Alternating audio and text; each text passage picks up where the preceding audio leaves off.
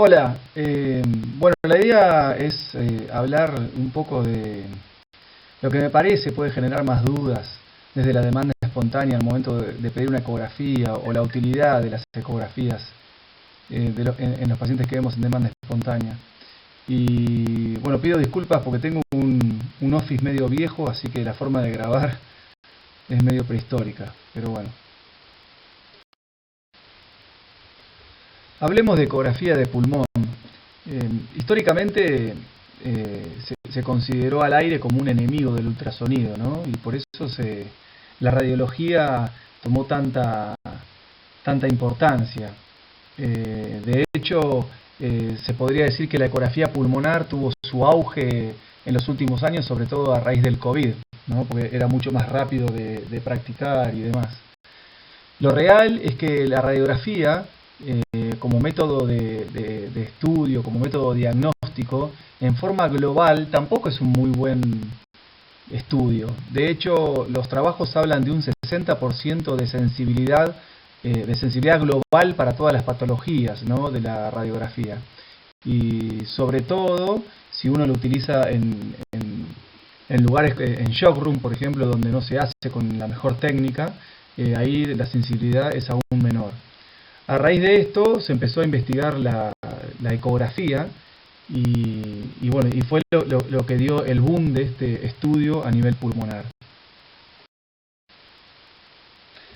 Si bien es real que la ecografía tiene su gran enemigo, que es el tejido graso y el aire, lo que también es real, y eso es lo que se empezó a estudiar en Francia de la mano de este hombre, Lichtenstein, que es el que está en el medio de la foto, es, a diferencia del resto de los órganos, la ecografía en el pulmón no genera una visión directa, pero sí genera lo que llaman artefactos, que los artefactos son imágenes que se producen cuando el sonido choca con algunas estructuras que tiene el pulmón, ya sea el pulmón normal, como es la pleura, o el pulmón patológico cuando ve alguna imagen que no es normal, que no es aire, ¿no?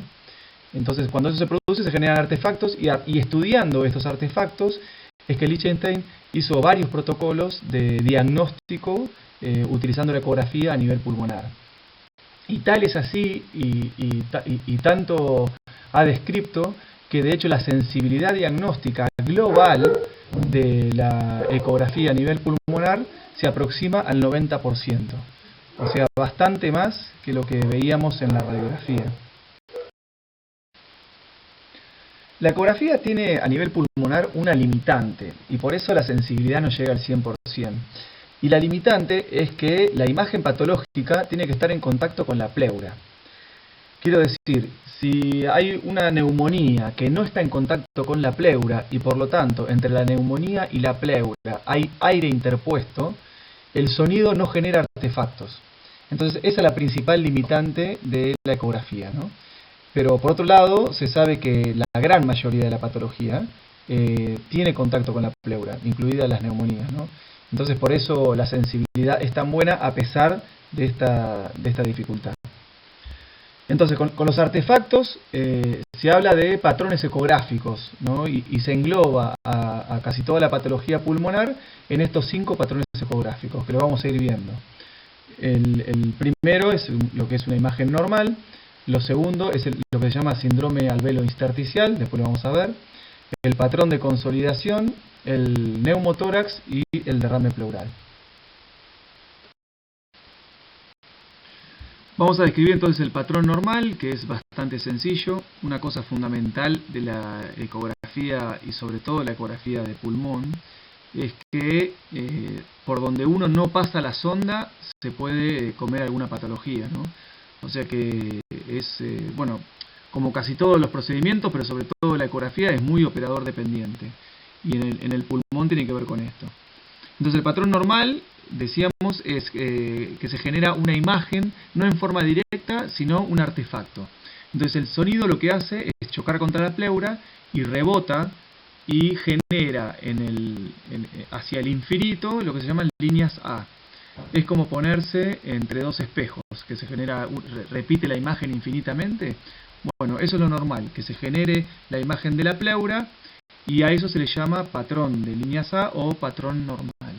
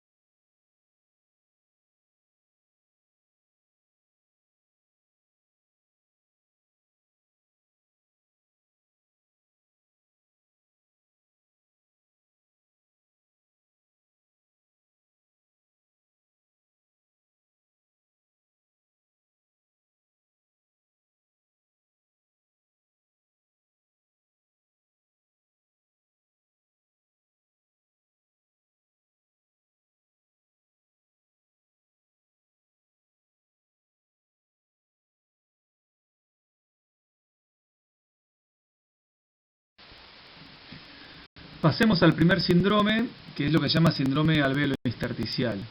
Y fíjense cómo, teniendo en la cabeza lo que es un patrón normal, ya enseguida uno puede reconocer patrones patológicos. Entonces, el síndrome alvéolo intersticial se caracteriza porque las líneas que se ven, que en este caso se llaman líneas B, parten de la pleura, o sea que en la imagen arriba a la izquierda se ve la pleura, un poco más engrosada, pero se ve, y en lugar de tener las famosas líneas A, que son paralelas a la pleura, aparecen lo que llaman líneas B, que son perpendiculares a la pleura. Nacen de la pleura y son perpendiculares a ella. Y borran las líneas A. Fíjense que no se ve ninguna línea A, solo se observan líneas B. ¿Qué significan las líneas B? La línea B es un artefacto que se produce cuando hay algo, sea líquido o sea fibrosis, que engrosa los tabiques interlobulillares. Entonces es muy útil, nos va a ser muy útil, en nuestro caso, sobre todo para lo que es edema intersticial, como puede ser edema, por ejemplo, edema de pulmón, edema alveolar o edema que produzca alguna patología circunscripta. Por ejemplo, el comienzo de una neumonía se ve muchas veces como un edema intersticial que abarca solo una parte del pulmón. A diferencia de, por ejemplo, un edema agudo de pulmón, donde lo que vamos a ver es edema, todas líneas B, pero más difuso, ¿no? Y sobre todo gravitacional, sobre todo a nivel de las bases.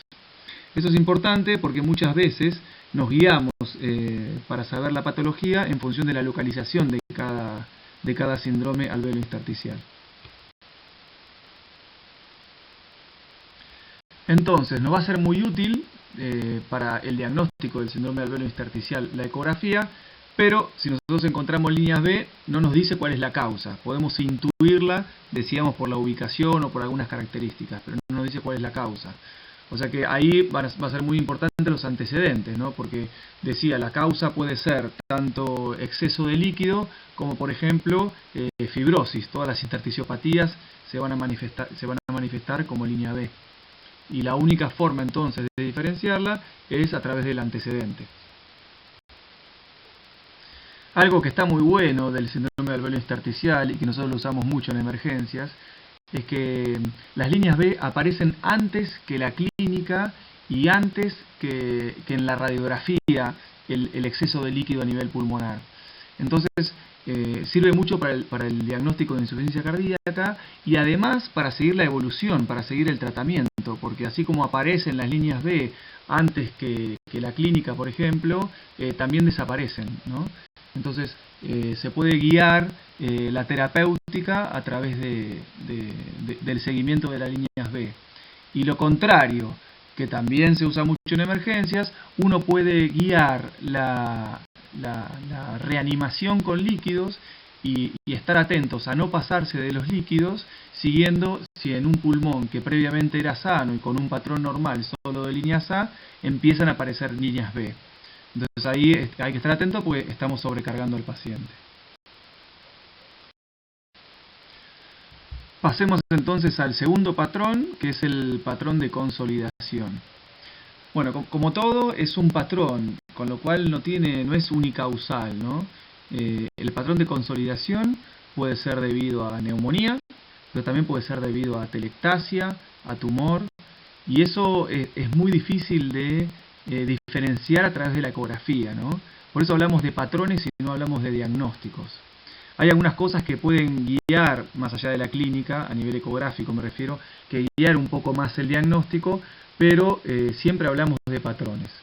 Entonces fíjense lo que es el patrón de consolidación, como en este caso, como se ve en la imagen, la imagen de la pleura desaparece y en cambio lo que tenemos es un patrón como si fuera un órgano, ¿no? Como si fuera el hígado, por ejemplo.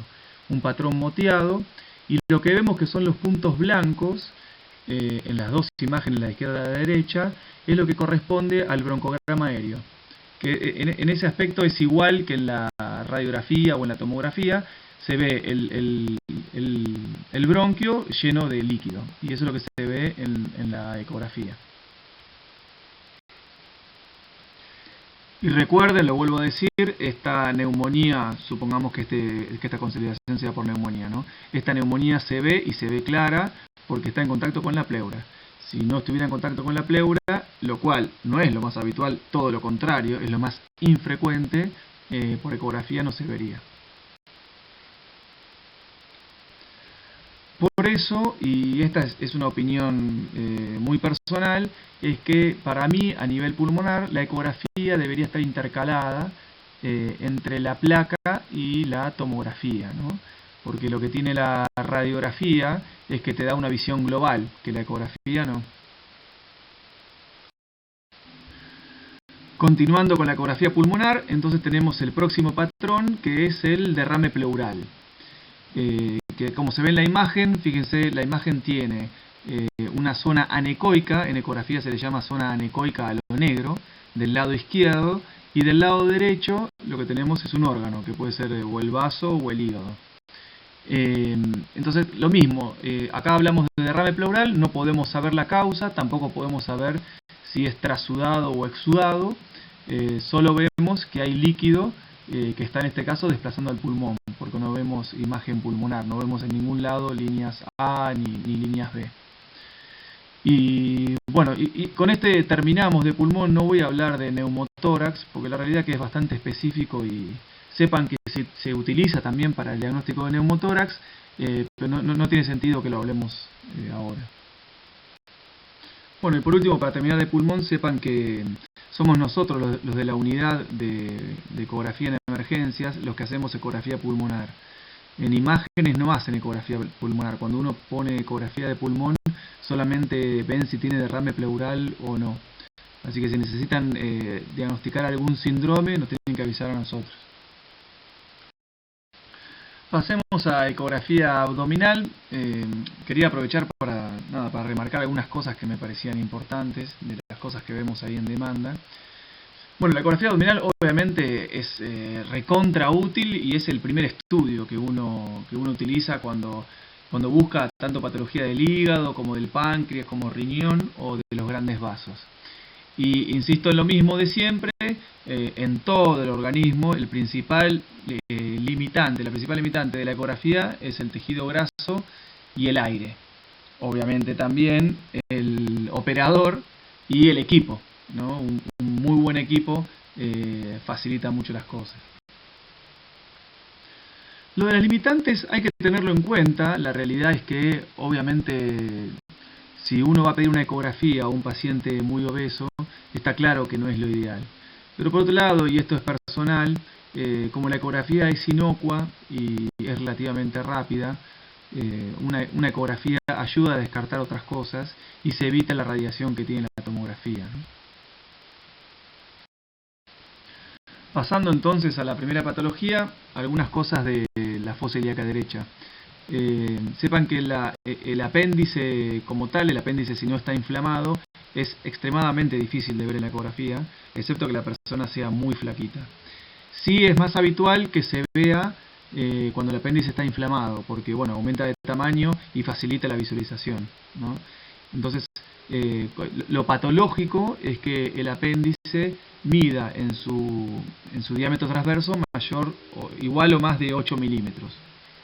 Fíjense cómo en la imagen lo que está mostrando es un apéndice cortado en forma transversal que se ve como una rosca, ¿no? Como lo que se llama signo de la diana, como una escarapela, ¿no? Y ahí lo que se mide es la imagen de un lado al otro. Si eso es más de 8 milímetros, bueno, es altamente sospechoso de apendicitis, sobre todo si uno al comprimirlo con el traductor no se comprime. Por la característica del apéndice cuando se inflama es que pierde la renitencia que tiene el intestino, la compresión, y además obviamente duele a la compresión. Y lo que se observa al lado es un poquito de líquido libre que se ve como anecoico, como negro, ahí donde está la flecha. Y otras cosas que se pueden ver, a veces no se identifica el apéndice, pero sí se ve el líquido y se ve rarefacción de la zona. Muchas veces lo describen así, la rarefacción, que no es otra cosa que la imagen más ecogénica, más blanca, y eso es un signo indirecto de inflamación. Entonces, en pacientes con dolor en fosa ilíaca derecha, que capaz que no se ve el apéndice, por ejemplo, por obesidad, pero si en la ecografía ven líquido libre en la zona de la fosa ilíaca derecha, que no es normal ni en la mujer ni en el hombre, o rarefacción, bueno, son signos indirectos de una posible apendicitis. Entre otras cosas, ¿no? Porque también una gastroenteritis puede provocar algo de líquido libre, o una oclusión intestinal, o bueno, pero hay una patología. Bueno, quería remarcar algunas cosas de lo que es la patología biliar. Y esto porque, bueno, a veces puede prestar a confusión, digamos, ¿no? Para lo que es la vesícula biliar, la ecografía es el estudio de elección. Y en este caso es superior en sensibilidad diagnóstica a, por ejemplo, la tomografía. Por lo tanto, si nosotros hacemos una tomografía a un paciente y describe alguna patología de la vesícula biliar, tenemos que hacerle una ecografía. En este caso bajaríamos de nivel de complejidad, pero es la forma de hacer diagnóstico.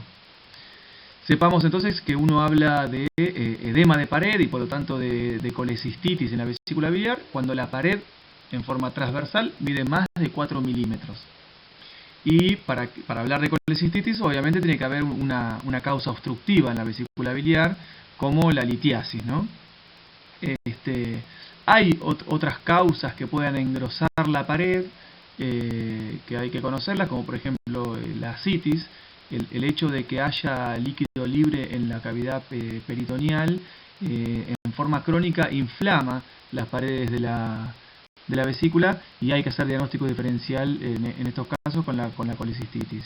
Otras son las hepatitis y la otra, que en realidad es un pseudo engrosamiento, es cuando el paciente no cumple el ayuno, cuando la vesícula está colapsada, se ve obviamente la pared más gruesa, ¿no? Y esto puede prestar a confusión también. Puede haber otras imágenes adentro de la vesícula, como pólipos, como tumores y demás, pero no vienen al caso. Y sepan también que el colédoco normalmente mide menos de 5 milímetros si la persona tiene vesícula, y si la persona está colecistectomizada, lo normal del colédoco es que puede llegar hasta 10 milímetros. Hay una causa de colecistitis sin causa obstructiva, que es lo que se llama colecistitis alitiásica, pero la realidad es que es muy rara, se ve solamente en pacientes que están con alimentación parenteral, en terapia intensiva. No es lo que vamos a ver ahí en demanda espontánea, ¿no? Y para entender las imágenes que puse, la foto de arriba es una vesícula biliar que está distendida, que adentro es todo anecoico, por lo tanto no tiene piedras, no tiene litos, y la pared está fina. Y abajo, en cambio, se ve una vesícula, fíjense que la pared está más gruesa, la parte ecogénica, la parte blanca de la pared es mucho más gruesa que la de arriba, y tiene en la parte inferior de la foto una imagen bien ecogénica, o sea, bien blanca, que genera una sombra hacia abajo. Esa sombra que se genera es característica de las piedras, de los cálculos. Quería decir dos palabras del riñón, porque es muy frecuente, ¿no?, la litiasis renal ahí en la demanda espontánea. Así que, bueno, por un lado, los quistes simples, simple se refiere a que dentro del quiste no tiene tabique, es bien anecoico. Son absolutamente normales, con el correr de la vida se van formando pequeños quistes y no se necesita hacer nada, solamente seguirlos. Y bueno, y después toda una patología es la poliquistosis, ¿no?, que son un montón de estos quistes. El tema es que algunas veces estos quistes se pueden complicar, como por ejemplo por una hemorragia interna, o quistes con características distintas a quistes simples, por ejemplo con tabiques, con mamelones dentro del quiste, pueden hacer sospechosos de malignidad. Entonces, cuando hay estas descripciones, hay que derivarlos al urólogo. Y por otro lado, la dilatación pilocalicial, que es la patología que nosotros más vemos. Cuando la dilatación es bien manifiesta, bueno, se ve aunque el paciente sea obeso.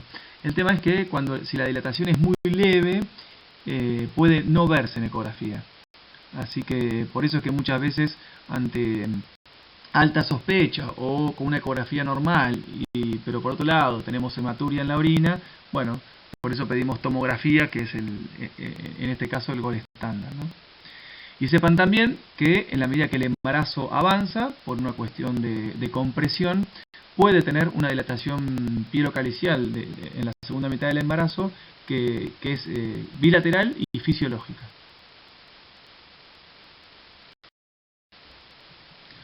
Bueno, por último quería hablar algo de ecografía ginecológica. Primero, no está demostrado el screening ginecológico por ecografía. Y esto lo digo no por la demanda espontánea, sino para los que hacen consultorio. Muchas veces vemos que los ginecólogos piden una vez por año ecografías ginecológicas, y la realidad que como control no tiene utilidad. Por otro lado, sí, en demanda espontánea es muy útil para toda la patología pélvica aguda.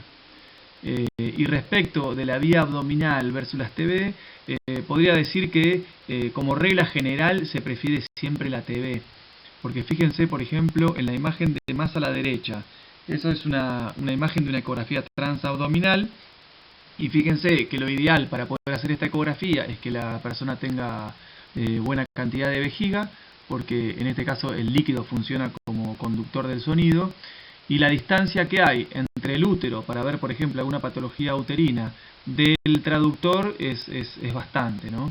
Y esto se evita con la transvaginal, donde el traductor apoya directamente en el fondo del saco de Douglas y todo lo que es patología ginecológica se ve mucho mejor.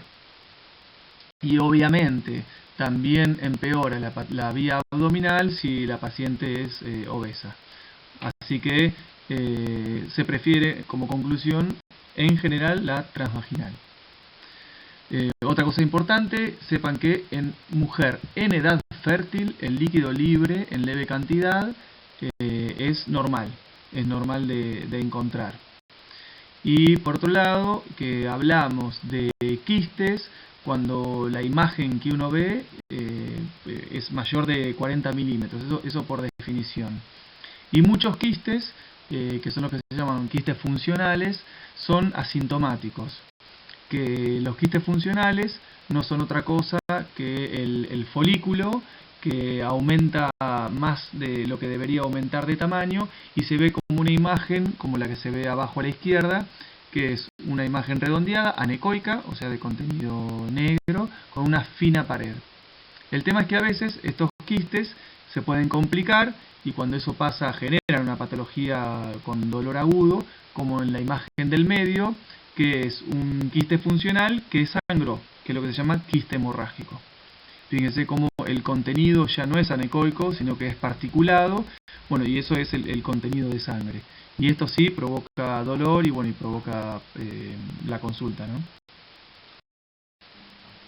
Bueno, y como conclusión, repetir que es un método inocuo la ecografía, que es rápido, que se puede repetir cuantas veces uno necesite, que cada vez tiene más aplicabilidad, y esto está demostrado en la ecografía pulmonar, donde es realmente útil, que es operador dependiente, esto es muy importante, sobre todo partiendo de la famosa frase que la clínica es soberana, ¿no? Quiero decir que ante una alta sospecha clínica y una ecografía no compatible, bueno, sepan que el operador es importante. Y por otro lado, que estaría bueno, sobre todo en patología pulmonar, poder intercalarlo antes de la tomografía como método diagnóstico. Bueno, espero que haya aclarado algunas dudas. Estas me parecían, por lo menos en su momento, eran las dudas que yo tenía, así que bueno, cualquier cosita lo hablamos en persona. Saludos.